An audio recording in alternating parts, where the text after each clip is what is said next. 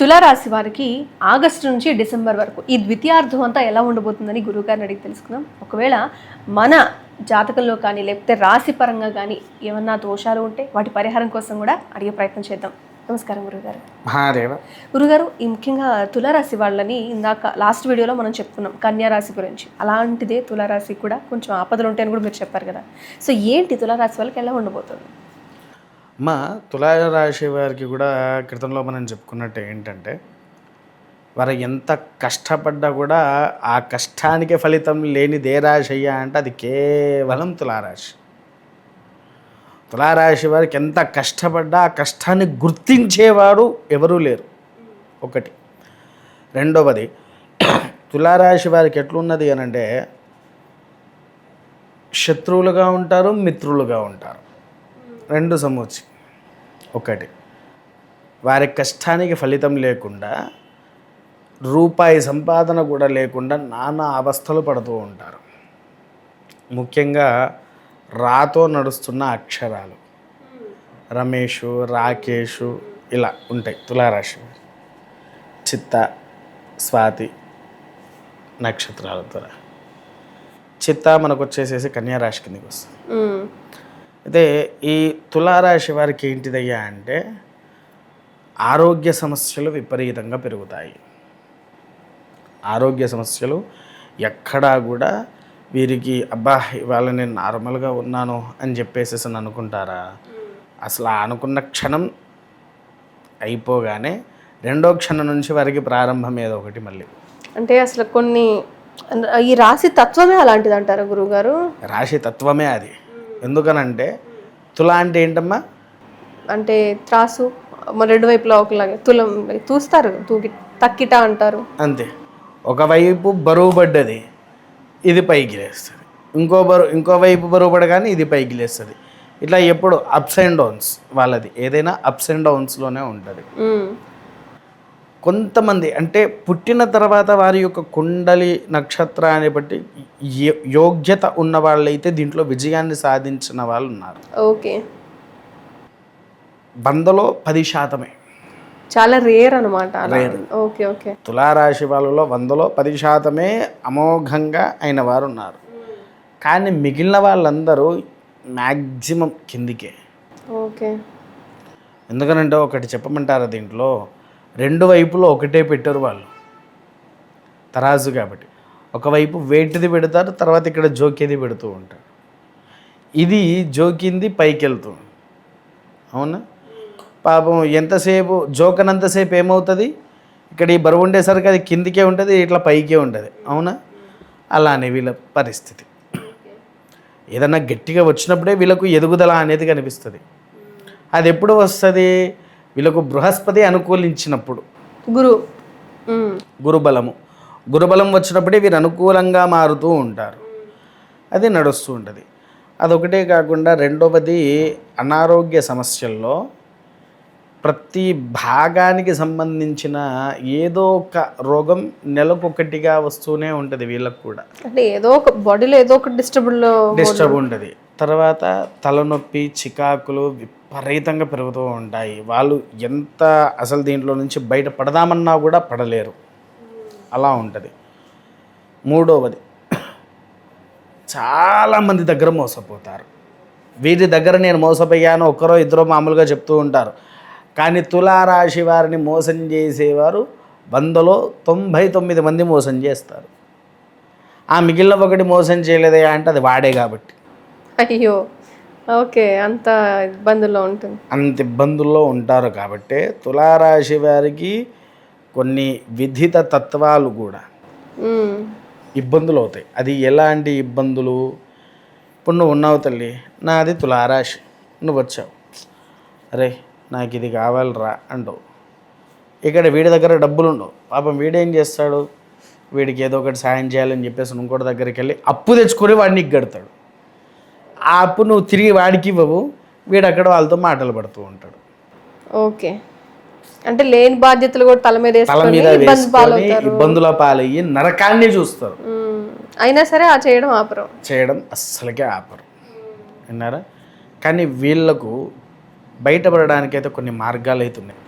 అంటే పరిహార మార్గాలు అంటే ఇది డైలీ చేసుకోవాల్సిన పరిహారం లాగా ఉంటుందా లేదా ఎలాంటి పరిహారం అయితే వీళ్ళకి వర్క్? ఇది డైలీ కాదు, నెలకు ఒక్కసారి. నెలకు ఒకసారి.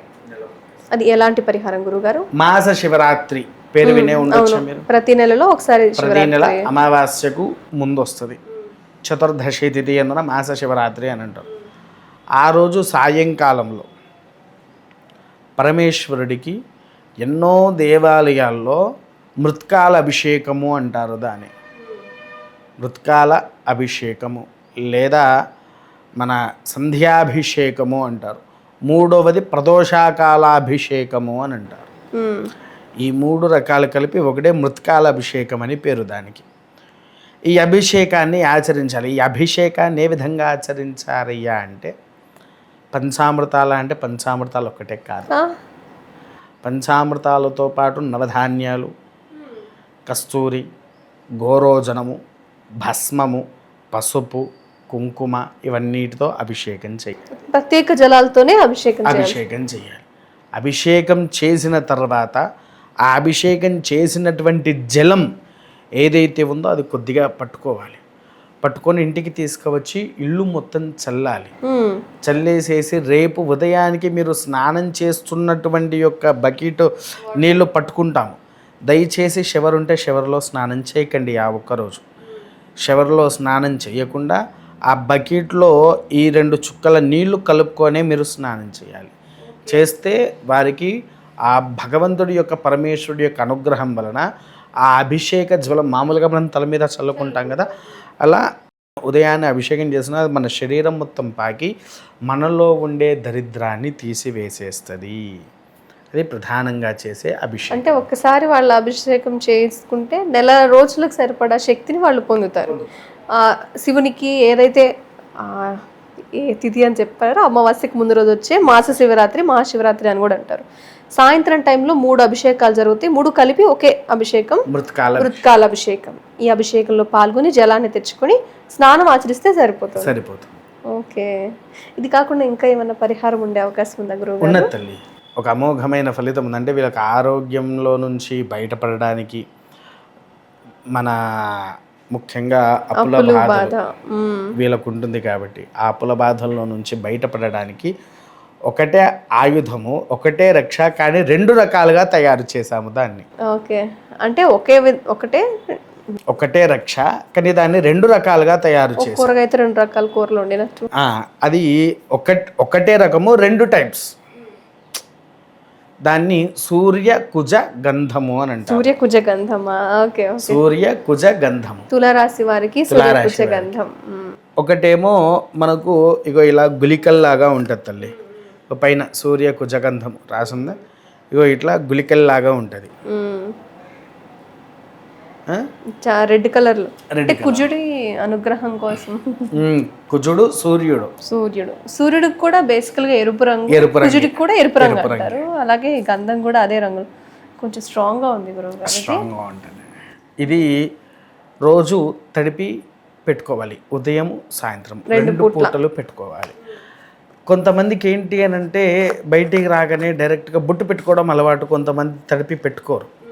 కొద్దిగా అంటే తప్పుగా అనుకోకుండా వ్యూవర్స్, కొద్దిగా బద్ధకం వస్తుంది. అలాంటప్పుడు ఇదేంటిది అంటే ఇదే సూర్య కుజగంధము. ఇదేంటి అని అంటే కేవలం మా అమ్మవారి పాదాల దగ్గర, రాజశ్యామలాదేవి పాదాల దగ్గర అర్చన చేసింది. కానీ ఈ గంధము సూర్య కుజగంధం, పచ్చి కుజగంధము.